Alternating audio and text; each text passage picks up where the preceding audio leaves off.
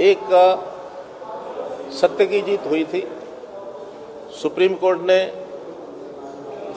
जो फैसला दिया था राम जन्मभूमि के ऊपर, भगवान राम के जन्म स्थान होने के प्रमाण मिलने के बाद कि वहाँ मंदिर था, मंदिर ही बनेगा, तो वास्तव में तो आज का जो फैसला है ये उसी के परिप्रेक्ष्य में एक सत्य की जीत इस नाते से लिया जाना चाहिए कि उस समय जो भी घटनाएं हुई उन घटनाओं में कोई किसी की आस्था को ठेस पहुंचाने की बात नहीं थी, बल्कि एक तथ्य, एक सांस्कृतिक ऐतिहासिक भारत भूमि का एक तथ्य जिसको उजागर करने की बात उस समय आई थी।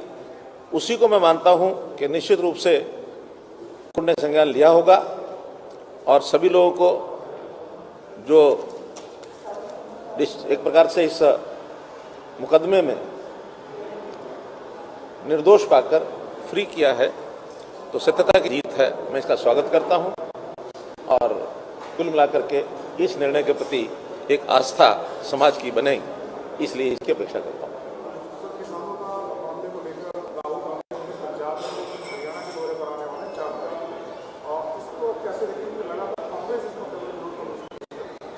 देखिए, कुल मिलाकर के उन लोगों को किसानों से कुछ लेना देना नहीं, एक राजनीतिक मुद्दे के तौर पर इसको जैसे आगे बढ़ा रहे हैं। स्पष्ट हो चुका है कि किसान का जो भी तीनों अध्यादेश एक्ट बने हैं उसमें किसान का हित है। किसान की जो पहले की व्यवस्थाएं वो सारी, जैसा हमने पहले भी बताया था, वो चलेंगी, चल रही हैं। मंडियों में धान आ चुका है, धान की परचेज ये भी शुरू हो गई है, उसका उठान शुरू हो गया है, मिलों में धान जाना शुरू हुआ है। कुछ छोटी बड़ी उनकी कंडीशन जो थी, उनकी शर्तें जो थी या उनकी जो डिमांड्स थी, कुछ पूरी हो गई हैं, कुछ पर बातचीत चल रही है, वो सारी हम करेंगे। हम चाहते हैं कि किसी के काम में कोई व्यवधान ना आए, न किसान के, न आड़ती के, न मिलर के। और उसमें हरियाणा के किसान को तो इतनी संतुष्टि है कि ये चीज़ें जो राष्ट्रीय पूल में प्रोक्योरमेंट होती है धान की, गेहूं की, वो तो सब होती है। उसके अलावा बहुत सी चीज़ों की प्रोक्योरमेंट स्टेट की ओर से हम कर रहे हैं। और बड़ी दुख की बात है कि कांग्रेस रूल्ड स्टेट्स, चाहे पंजाब है चाहे राजस्थान है, वो न तो बाजरा प्रोक्योर कर रहे हैं, न मक्का कर रहे हैं, न सरसों कर रहे हैं।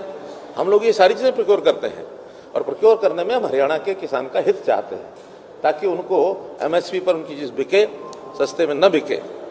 एक बात जो बार बार आई है कि बाहर के किसान को क्यों नहीं आने दिया जाता। हमने कहा कि जो राष्ट्रीय पूल में चीज़ें जाती हैं वो किसान आएगा, बेचेगा, लेकिन हमने जो कि अपना लॉजिस्टिक अपने किसान के लिए बनाया हुआ है, मंडियों में भीड़ ना हो, मंडियों में किसी प्रकार का हौच-पौच व्यवस्था न बने, तो मेरी फसल मेरा ब्यौरा के हिसाब से कूपन इशू करके और उनके टर्न बाय टर्न हम उनको बुलाते हैं, कूपन इशू करते हैं। उसी में हरियाणा के किसान का जैसे बिकता रहेगा, साथ साथ जहां मंडियों की कैपेसिटी है वहां उनको रजिस्टर करेंगे। 5 तारीख से ऐसे बाहर के किसानों को भी रजिस्ट्रेशन करने के बाद उनकी प्रोक्योरमेंट भी शुरू कर दी जाएगी।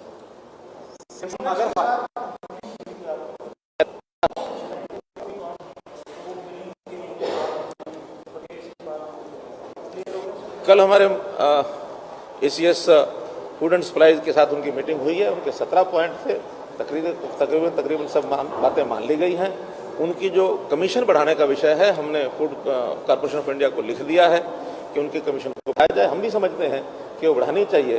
निश्चित रूप से उसका कोई ना कोई सकारात्मक फैसला, आज मैंने जो MOS फूड एंड सप्लाई केंद्र सरकार दानवी जी हैं, उनसे मेरी बात हुई है। उन्होंने कहा कि आज ही डिपार्टमेंट बैठ करके हम पॉजिटिवली इसको सोचेंगे और किसी कारण से लेट भी करते हैं FCI के लोग, तो हम उनको पे करेंगे और बाद में रिइंबर्समेंट हम FCI से लेंगे।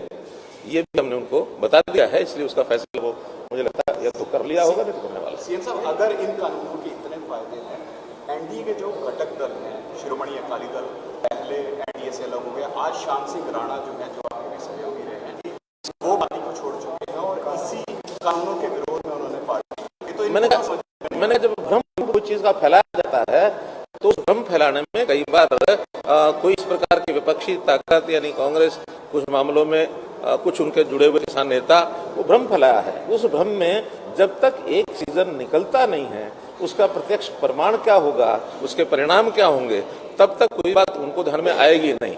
अब ये जैसे एक फसल सब चीजें स्मूथली चल पड़ेंगी उस समय सबको ध्यान में आ जाएगा, इसके अंदर किसी प्रकार का कोई विरोध नहीं।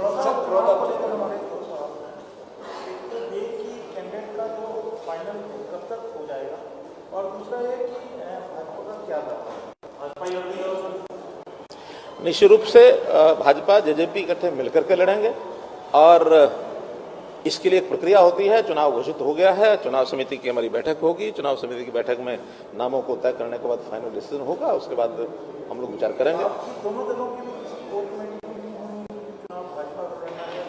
अभी चूंकि कल ही चुनाव घोषित हुआ है तो ये ड्यू है, कभी भी आज कल में बैठ के निर्णय कर लेंगे। और जहां तक वहां के वातावरण का विषय है, हमारे लोग जितने भी वहां गए हैं, हमारे प्रदेश के मंत्री गए हैं, हमारे सांसद भी वहां जाकर के आए हैं, संजय भाटिया जी हैं, वहां के सोनीपत के सांसद रमेश कौशिक जी हैं, पार्टी के सब कार्यकर्ता जा रहे हैं।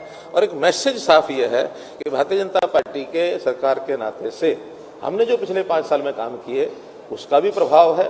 और चूंकि वहां विधायक जो थे कांग्रेस पार्टी के थे, उन्होंने उस प्रकार के विकास की कभी चिंता नहीं की। मैं तो ये भी कहता हूं कि अगर हमें भी आकर के पिछले 5 साल में कह देते कि अपने इलाके में 4 बातें हमने करानी है, नॉर्मल काम होते रहे, लेकिन विशेष काम कराने के लिए विधायक को एक्टिव होना पड़ता है। वो विधायक जैसे थे आपको पता है, लेकिन अब हमने वहां विकास के काम इतने करा दिए हैं कि आज पूरे क्षेत्र में विकास विकास विकास ये सब लोग बोल रहे हैं। चाहे वो गली सड़कों की बात है, चाहे वो घरों की नालियों की बात है, चाहे वहाँ के 2-3 प्रोजेक्ट हमने घोषणा की है, 2 कॉलेज वहाँ घोषित की है, जल भराव की सारी व्यवस्थाओं को ठीक किया है और वहाँ के इलाके के लोगों को रोजगार मिले तो इंडस्ट्री के लिए एक मॉडल टाउनशिप एक वहाँ बनाई जाएगी। तो इस नाते से ये सारे काम वहाँ किए गए हैं और इससे संतुष्टि है। लोगों को ये भी लगता है कि जो कांग्रेस के लोग बहकाते थे, चाहे नौकरियां ट्रांसफर, इस ट्रांसपेरेंसी के साथ जो काम कर रहे हैं उसका एक प्रभाव है। निश्चित रूप से मेरा दावा है कि बड़ौदा सीट हम जीतेंगे।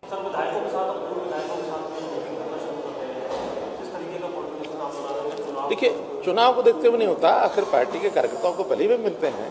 पहले एक निश्चित समय हमने रखा हुआ था विधायकों के साथ, अब एक सुझाव आया कि जो पहले के विधायक पूर्व विधायक उनकी भी इच्छा है कि एक निश्चित समय रख दिया जाए, तो हमने कोई निश्चित समय किया है कि 2 घंटे उनको भी सप्ताह मिला करेंगे। इसलिए पार्टी कार्यकर्ता हैं, पार्टी कार्यकर्ता के साथ मिलना जुलना स्वाभाविक है। पहले अलग अलग समय मिलते थे, अब एक निश्चित समय किया तो उसमें मिलेंगे। हमारे पार्टी के लोग हाँ यमुनानगर में देख रहे हैं, जो भी स्थिति बनेगी सब लोग उसमें मिलेंगे। सर, जो रजिस्ट्री आपने ऑनलाइन की थी सर, उसमें काफी ग्लिचेस आ रहे हैं, कहीं उसके अंदर दिक्कतें सामने? देखिए, जितना हुआ है उससे सब संतोष है जनता को। उनको लगता है कि ट्रांसपेरेंसी इसमें आ गई है। जो इलीगल काम होते थे वो सारे रुके हैं। फिर भी चूंकि जैसा मैंने पहले बताया था, ये 5-6 डिपार्टमेंट्स को मिला करके और ये सारा सॉफ्टवेयर काम करता है। उसमें टाउन कंट्री प्लानिंग भी है, उसमें HSBP है, उसमें अर्बन लोकल बॉडीज है, उसमें हमारा रेवेन्यू डिपार्टमेंट भी है, IT के लोग उस पर लगे हुए हैं। कहीं कहीं जो कठिनाइयाँ आती हैं टोकन लेने में, टाइम लेने में, अथवा जो कुछ ऑब्जेक्शंस आते हैं उसको दूर करने के लिए पहले NOCs के लिए दौड़ना पड़ता था, अब NOC के लिए दौड़ना नहीं पड़ता। जो ऑब्जेक्शन आते हैं उसको ठीक करेंगे तो अपने आप NOC ऑटोमेटिक हो जाता है। इसलिए सुविधाएं जितनी हैं उनको हम देखेंगे तो लोग बहुत प्रसन्न हैं। फिर भी जो ग्लिचेस है उसमें एक टीथिंग प्रॉब्लम्स जो हैं उनको दूर कर रहा है हमारे डिपार्टमेंट सब कुछ।